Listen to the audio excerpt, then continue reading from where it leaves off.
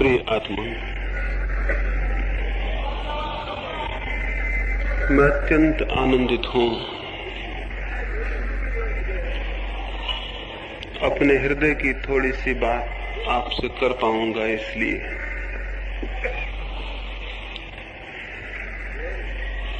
आनंद जितना बढ़ जाए उतना बढ़ जाता है।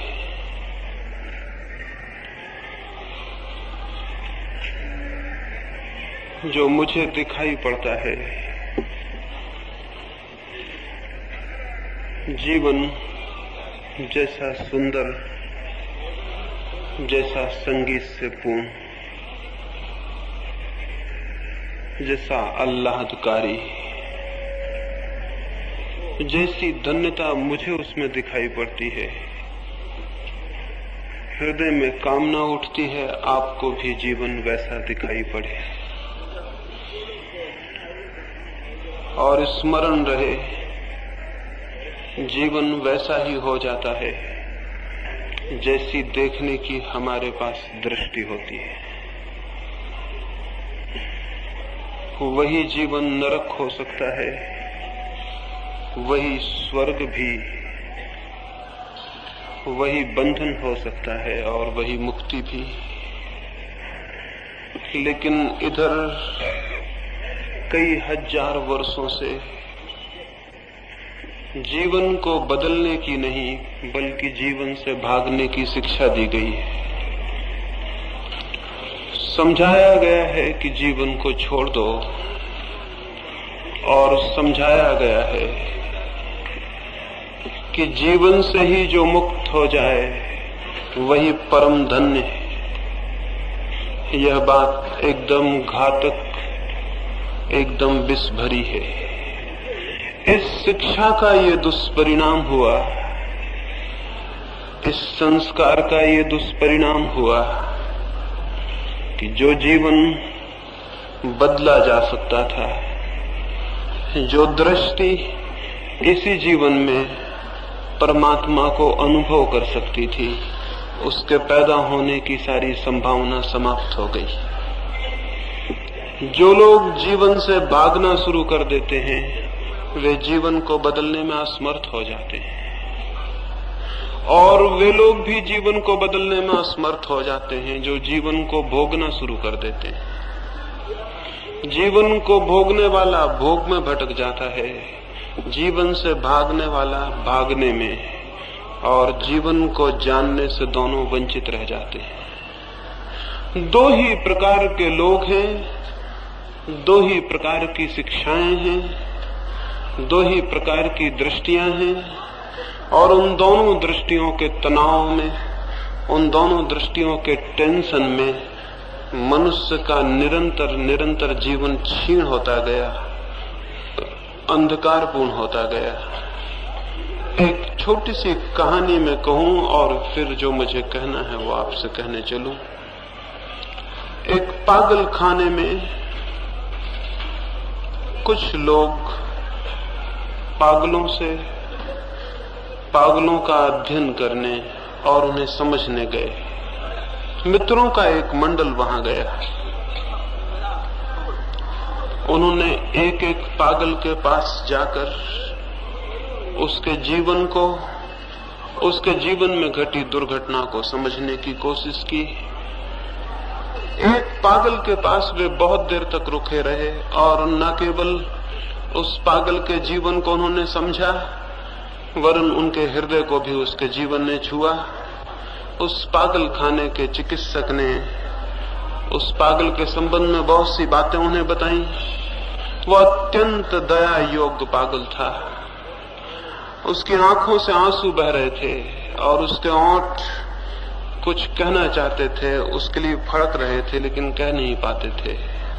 और उसके हाथ में एक बहुत बड़ी मनुष्य के ही बराबर एक स्त्री की पुतली थी, एक प्रतिमा थी, एक गुड़िया थी, और उस गुड़िया को वो हृदय से लगाए हुए था। उन लोगों ने पूछा चिकित्सक को कि इस पागल को क्या हो गया है, तो सारी घटना बताई गई, समझाया गया। वो जब युवा था, कोई 20 साल पहले की बात है, तब वो किसी युवती को प्रेम करता था।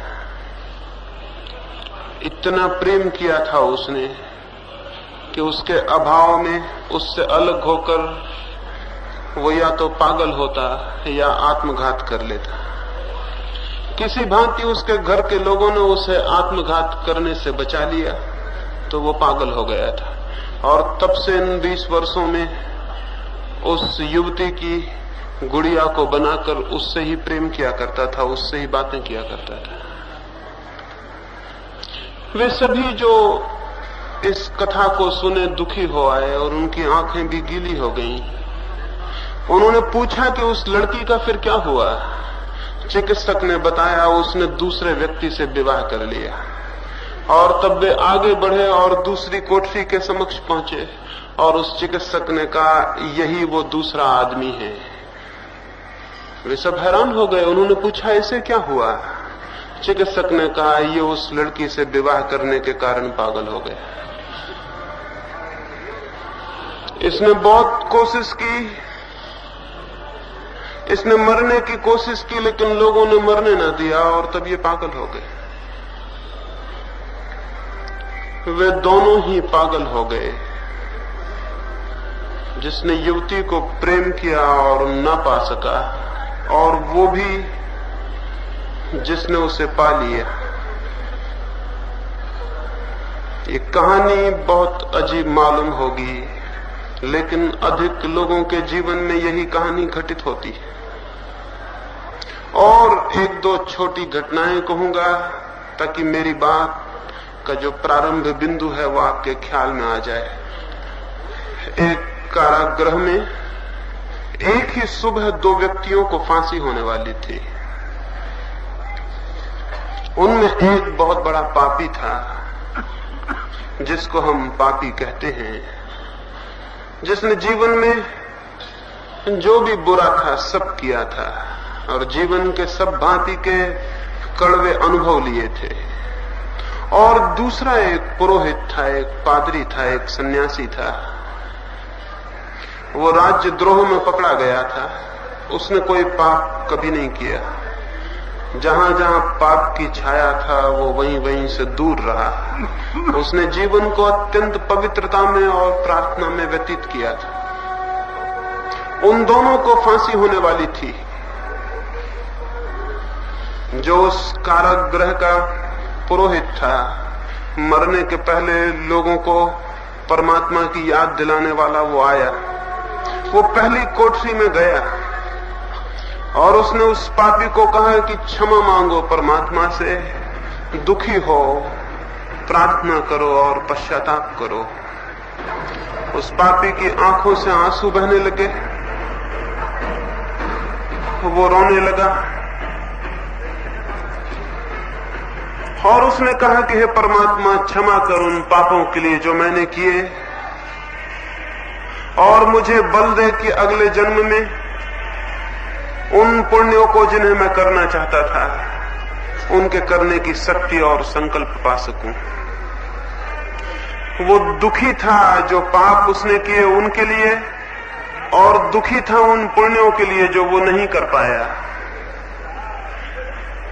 उसको प्रार्थना करवाकर पुरोहित दूसरी कोठरी में गया। वहां एक दूसरा पुरोहित बंद था। उसकी आंखों से भी आंसू बहते थे। पादरी ने उसे कहा कि क्षमा मांगो, जीवन में तुमने जो भूलें की हैं और पश्चाताप करो। उस पुरोहित ने कहा, मेरे मित्र, जरूर मैं पश्चाताप कर रहा हूं, लेकिन उन पापों के लिए नहीं जो मैंने किए, बल्कि उन पापों के लिए जो मैं नहीं कर पाया। मैं दुखी हो रहा हूं उन पापों के लिए जो मैं नहीं कर पाया और कर सकता था। मृत्यु के इस क्षण में वे सब पाप मुझे याद आ रहे हैं जो मैं कर लेता। हो सकता था उनमें आनंद होता। हो सकता है मैंने जीवन व्यर्थ गंवाया। और उसने कहा कि मेरे मित्र, तुम अभी युवा हो और तुम भी उसी मार्ग पर हो जिस पर मैं गया। मैं तुमसे प्रार्थना करूंगा कि मैं तो मर रहा हूं, लेकिन तुम पाप करने से मत चूकना, क्योंकि जो पाप करने से चूक जाता है बाद में पछताता है। वो युवा पादरी बहुत हैरान हुआ। पास में ही कोठरी में एक पापी पछता रहा था उन पापों के लिए जो उसने किए, और पास में ही एक पुरोहित पछता रहा था उन पापों के लिए जो वो नहीं कर पाया। जीवन दोनों ही तरह से उलझ जाता है। ये दो जीवन के रूप करीब करीब हर मनुष्य के सामने विकल्प होकर खड़े हो जाते हैं। एक रास्ता है जीवन में वासनाओं को भोगने का, उनमें डूब जाने का। एक रास्ता है उनसे भाग जाने का, उनके प्रति पीठ मोड़ लेने का। और ये दो ही बातें निरंतर हमारे समक्ष हैं। मैं आपसे निवेदन करूंगा, दोनों ही बातें जीवन को नष्ट कर देती हैं। संसार भी नष्ट कर देता है और संन्यास भी, भोग भी नष्ट कर देता है और त्याग भी। क्या कोई और दृष्टि भी हो सकती है जीवन के प्रति जागने की? क्या कोई और मार्ग भी हो सकता है? उसकी मैं चर्चा करूंगा, लेकिन इसके पहले कि मैं उसकी चर्चा करूं, ये कह देना, ये समझ लेना जरूरी होगा कि ये दोनों मार्ग क्यों जीवन को नष्ट कर देते हैं। भोग का मार्ग क्यों जीवन को नष्ट कर देता है। जीवन भर इच्छाओं और वासनाओं के पीछे दौड़कर जीवन क्यों समाप्त हो जाता है। हाथ क्यों रिक्त रह जाते हैं और खाली, कोई उपलब्धि, कोई प्राप्ति, प्राणों का कहीं पहुंचना क्यों नहीं हो पाता? नहीं हो पाता, ये तो हम जानते हैं अपने अनुभव से भी, औरों के अनुभव से भी। मनुष्य जाति के हजारों वर्ष के अनुभव यही कहते हैं, नहीं पहुंचना हो पाता। वासना में जितना दौड़ते हैं, जितना डूबते हैं, मन और रिक्त और खाली होता चला जाता है। मन भरता नहीं, मन पूर्णता को नहीं पाता। मन और भी खाली और रिक्त हो जाता है, और रिक्त मन ही दुख है। रिक्त मन आकांक्षाओं और प्यासों और अभीप्साओं से भरा हुआ मन, लेकिन जिसकी पूर्ति कुछ भी न हो पाई हो, ऐसा मन दुख और संताप है। लेकिन कुछ भी करें, कुछ भी पालें, कैसे भी दौड़ें, जीवन में कोई भी उपलब्धि बन जाए, फिर भी ये मन तो भरता नहीं। आज तक किसी का भी भरा नहीं। एक सुबह एक राजा के महल के द्वार पर बड़ी भीड़ थी। भीड़ बढ़ती ही गई, सुबह से सांझ हो गई, धीरे धीरे पूरी राजधानी ही राजमहल के द्वार पर इकट्ठी हो गई। एक बड़ी उपद्रव की बात हो गई थी, एक बड़ी उलझन की बात हो गई थी। सारा गांव उत्सुक हो गया था, राजा बड़ी मुसीबत में पड़ गया था। सुबह सुबह एक भिक्षु ने उसके दरवाजे पर भिक्षा मांगी थी। राजा ने उससे कहा था कि तुम पहले याचक हो, जो भी मांगोगे मैं दे दूंगा। भिक्षुक ने कहा एक बार सोच लें, क्योंकि ऐसा भी हो सकता है कि न दे पाएं। ऐसे में कोई बड़ी मांग लेके नहीं आया हूं, देखते हैं मेरा भिक्षा पात्र बहुत छोटा है, इससे ज्यादा मांगूंगा भी तो रखूंगा कहां। इसलिए घबराए ना, मांगूंगा तो छोटी बात, लेकिन हो सकता है उसे भरने में राजा भी कमजोर पड़ जाए, छोटा पड़ जाए। इसलिए सोच लें और फिर वचन दें। निश्चित ही राजा को चुनौती लगी होगी, निश्चित ही राजा के मन को चोट लगी होगी। उसने कहा कि तुम जो कहोगे पूरा करूंगा, मांगो। उस भिक्षु ने कहा मेरा ये जो भिक्षा का पात्र है, इसे यदि पूरा भर दें तो मैं तृप्त हो जाऊं और चला जाऊं। राजा ने कहा ये कौन बड़ी बात है, ये कौन कठिनाई की बात है, एक राजा के लिए, एक सम्राट के लिए? किस चीज से तुम चाहते हो कि इसे मैं भर दूं? उस भिक्षु ने कहा, ये मेरी कोई मांग नहीं, बस मेरा पात्र भर जाए, इतना काफी। राजा ने कहा, छोटा सा पात्र है। अपने खजांचियों को कहा कि जाओ हीरे जवाहरातों से भर दो। उसके पास तिजोरियां थी अकूत, उसके पास धन था जो कभी गिना नहीं जा सका, उसके पास दौलत थी जिसका कोई हिसाब न था, उसका राज्य था जिसकी कोई सीमाएं न थी। सोचा कि क्या भिक्षा पात्र ही जब कोई भिक्षु लेके आ गया है और पूरे भरने की मांग की है, तो क्या अनाज के दानों से भरूं? तो उसने भर दिया पूरा भिक्षा पात्र। भरने की कोशिश की, उसी कोशिश में सांझ हो गई थी। उसकी सारी तिजोरियां खाली होती गईं। वो भिक्षा पात्र बड़ा अजीब था, वो भरता ही ना था। धीरे धीरे उसके अकूत खजाने खाली हो गए और संध्या की जब उदासी उतरने लगी नगर पर, तब राजा के महल में भी घनघोर अंधकार छा गया। वो भिक्षा पात्र भरता ही ना था। सुबह से सांझ हो गई थी, जितनी संपत्ति राजा के पास थी वो डाल चुका था और वो भिक्षु खड़ा था और राजधानी के लोग इकट्ठे होते चले गए थे। अजीब थी बात, भिक्षुक बड़ा साबित हो रहा था सम्राट से। हमेशा ही ऐसा हुआ है, भिक्षुक हमेशा सम्राट से बड़ा है।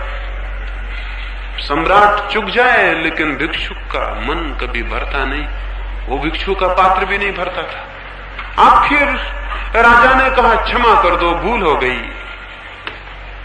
भिक्षुक ने कहा, पहले ही कह देते तो इतनी देर मुझे क्यों खड़ा रहने पड़ता? इतना ही तो कहना था कि नहीं भर सकूंगा, मैं चला जाता। राजा ने कहा, लेकिन जाते समय इतना बता जाओ, ये पात्र कैसा है? ये कैसा मैजिक, ये कैसा जादू का पात्र है? ये भरता क्यों नहीं? उस भिक्षु ने कहा, इसमें कुछ रहस्य नहीं, एक मनुष्य की खोपड़ी से इसे मैंने बनाया है, इसमें कोई जादू नहीं। मरघट से खोपड़ी खोद लाया हूं, उसी से इसे बनाया है। अब इसे दुनिया में कोई भी भर नहीं सकता है। मनुष्य के खोपड़ी में जो बैठा है मन, वो कब भरा जा सका? कौन सा मनुष्य का मन भरा जा सका है? कब भरा जा सका है? और क्या पता है कि मन बिल्कुल भिक्षुक है। मन एकदम मांगता ही चला जाता है, मांगता ही चला जाता है। मन के मांगने का कोई अंत नहीं आता। कितना ही मिल जाए तो भी मांग समाप्त नहीं होती है। एक फकीर अकबर से मिलने गया था।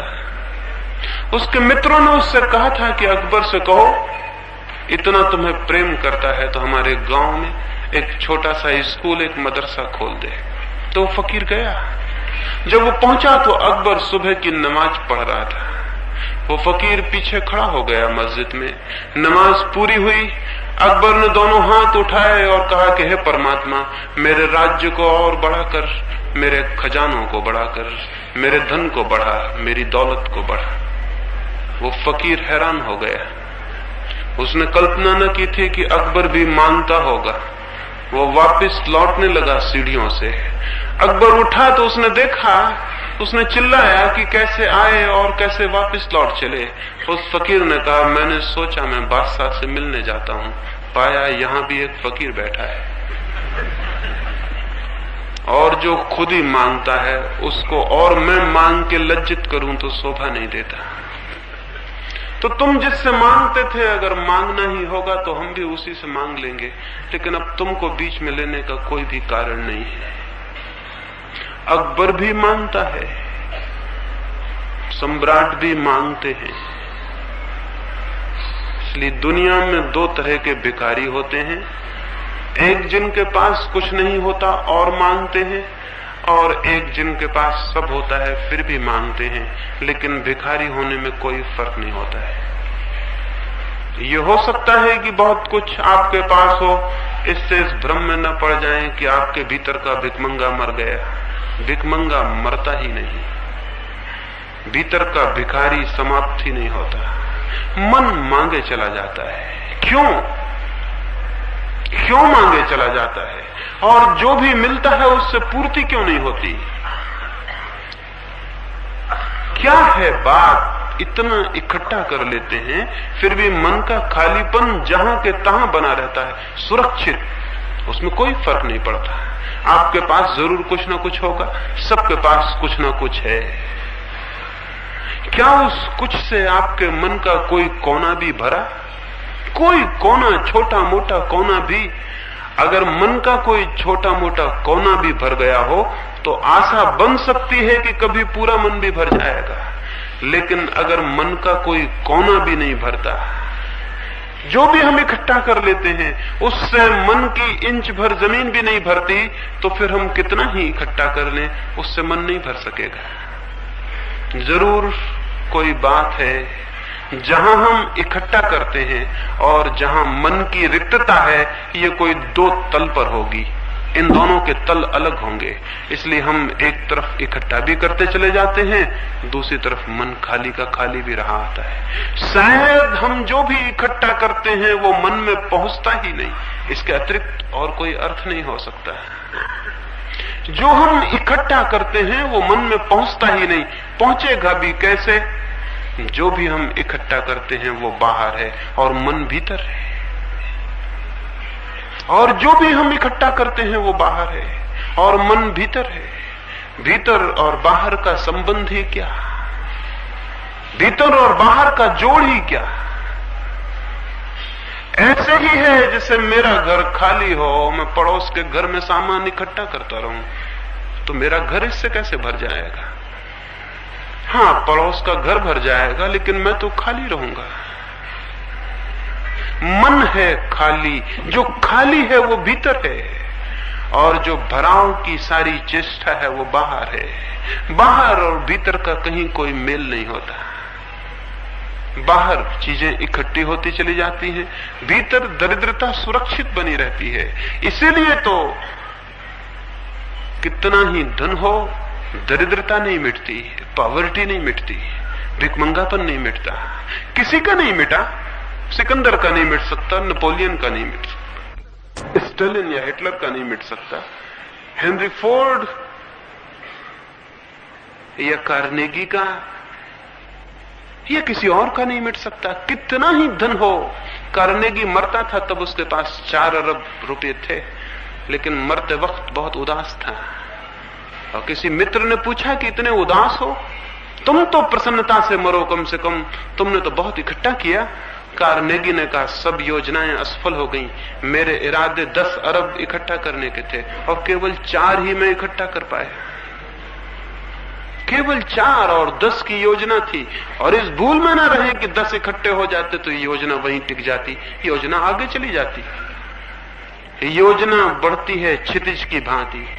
आकाश को देखते हैं ना, रोज जमीन को छूते हुए दिखता है, पास में ही आकाश जमीन को छू रहा है, और फिर बढ़ते चले जाएं, बढ़ते चले जाएं। आप बढ़ते हैं, आकाश भी बढ़ता चला जाता है। अब तक कोई आदमी पहुंच नहीं सका उस जगह जहां आकाश जमीन को छूता हो। असल में आकाश जमीन को कहीं छूते ही नहीं, सिर्फ दिखाई पड़ता है।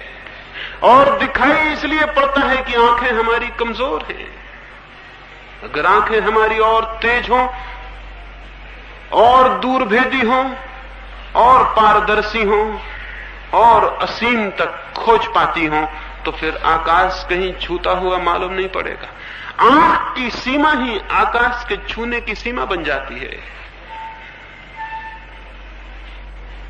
ऐसे ही जैसे जैसे हम आगे बढ़ते हैं वासना में, भोग में, इच्छा में, वो जो डिजायर, वो जो वासना है, आगे बढ़ती जाती है।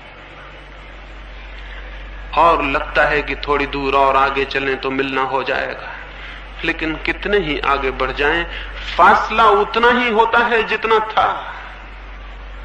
अलाइस नाम की लड़की का, छोटी सी लड़की का जीवन पढ़ा होगा। परियों की कथाएं हैं अलाइस की, तो झूठी कहानियां हैं, लेकिन दुनिया में कुछ ऐसे अद्भुत लोग हुए हैं कि उन्होंने झूठी कहानियों से ऐसे सच कह दिए जो कि सत्य के नाम पर लिखे बड़े से बड़े ग्रंथों में भी उपलब्ध नहीं है। और सत्य के नाम से लिखे ग्रंथों पर तो बहुत झगड़े हो गए हैं, लेकिन छोटी छोटी कहानियों में कुछ लोग कह गए हैं जिन पर कोई झगड़ा नहीं हुआ, और इसलिए आज भी उन कहानियों में छिपी हुई सच्चाइयां बड़ी बड़ी अद्भुत रूप से ताजी और जिंदा है। अभी उन पर कोई खून खच्चर नहीं हुआ, अभी उन पर कोई मस्जिद और मंदिर नहीं बने, अभी पंडित और पुरोहित ने कोई लड़ाई नहीं लड़ी, वो दूर ताजी और स्वच्छ और जीवित है। ऐसी अलाइस की एक कहानी है, वो स्वर्ग में पहुंच गई परियों के देश में, और वहां जमीन से गई परियों के देश तक तो जरूर थक गई होगी, कौन नहीं थक जाता है। इतनी लंबी यात्रा, छोटी सी लड़की, वो बहुत थक गई, उसे भूख और प्यास लगाई। जैसे ही उसने देखा जाके तो सूरज उग रहा था, स्वर्ग में सुबह हो रही थी, और परियों की रानी एक वृक्ष के नीचे खड़ी थी, और उसके हाथ में मिठाइयों का थाल था, और वो रानी उसे बुला रही थी कि आओ। वो पास ही एक दरख्त की छाया में खड़ी दिखाई पड़ रही थी। अलाइस ने दौड़ना शुरू किया, वो दौड़ने लगी तेजी से, भूख थी तेज, प्यास थी गहरी, दौड़ना था जरूरी, थकी थी फिर भी दौड़ी, क्योंकि नहीं तो फिर प्यास और भूख कैसे मिटेगी। प्रलोभन था तीव्र, सामने ही वो रानी बुलाती थी। वो दौड़ती गई, दौड़ती गई, दौड़ती गई, दोपहर हो गई, सूरज सिर पे आ गया। वो घबरा के खड़ी हो गई और उसने चिल्ला के पूछा कि क्या मामला है। सुबह से दोपहर हो गई, दौड़ते दौड़ते मेरे और तुम्हारे बीच का फासला उतना का उतना है। वो रानी अब भी खड़ी है और बुलाए जा रही है, और उस रानी ने कहा ये ज्यादा सोच विचार मत करो, क्योंकि जो सोच विचार करता है उसका दौड़ना बंद हो जाता है। तुम तो दौड़ो और आओ, कोशिश करो, जरूर पहुंच जाओगी। वो फिर भागने लगी और सांझ हो गई और सूरज ढलने लगा, और वो अलाइस थक के गिर पड़ी, और उसने देखा रानी अब भी खड़ी, लेकिन फासला उतना का उतना है। उसने घबरा के चिल्ला के पूछा, ज्यादा फासला नहीं होगा, क्योंकि बातचीत हो सकती थी।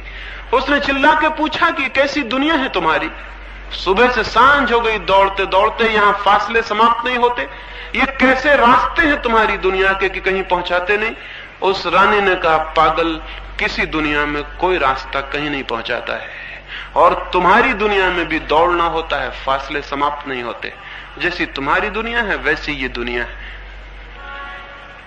इस दुनिया में भी कोई फासला समाप्त नहीं होता है। दौड़े कितना ही, जहां जन्म के समय पाया था अतृप्त और खाली, मरने के समय वहीं पाएंगे अतृप्त और खाली। मरने के और जन्म के बिंदु में कोई फर्क नहीं होता, चित्त वहीं के वहीं होता है। तो बाकी जीवन की दौड़ कहां विलीन हो जाती है? विलीन हो जाती है एक ऐसे काम में जो बिल्कुल एब्सर्ड है, जो बिल्कुल मूढ़तापूर्ण है। मन है भीतर, दौड़ चलती बाहर, रिक्तता है भीतर, एम्प्टीनेस है भीतर, भरते हैं बाहर, सीधा अंधापन है। फिर क्या क्या करें? भीतर कैसे भरें? भीतर कैसे रिक्तता से मुक्ति हो जाए और भीतर एक फुलफिलमेंट, एक पूर्णता, एक परितृप्ति, एक भराव उपलब्ध हो कि भीतर कोई कोना भी रोता हुआ और प्यासा और भूखा न रह जाए, भीतर सब तृप्त हो जाए। ये कैसे हो? इस ख्याल में कि बाहर की कोई कोशिश सफल नहीं होती, कुछ लोग बाहर से भागना शुरू कर देते। स्वभावता सीधा गणित यही कहता है कि अगर बाहर की दौड़ से कुछ नहीं होता तो भागो बाहर से। लेकिन आपको क्या पता है, बाहर से भागेंगे तो भी भीतर नहीं पहुंच सकते। बाहर से भागना भी बाहर ही भागना है। कोई आदमी धन इकट्ठा करने को दौड़ता हो, दूसरा आदमी धन को त्याग करने के पीछे लग जाए, दोनों हालत में दोनों व्यक्ति बाहर ही होते हैं। धन को इकट्ठा करने वाला भी, धन को छोड़ने वाला भी, क्योंकि धन बाहर है और दोनों की दृष्टि बाहर होती है। तथाकथित संसारी बाहर होता है, सन्यासी भी बाहर होता है। सन्यासी उल्टा खड़ा हुआ है संसारी से, लेकिन भीतर नहीं है। एक आदमी अपने मकान के बाहर सीधा खड़ा हुआ है, दूसरा आदमी शीर्षासन कर रहा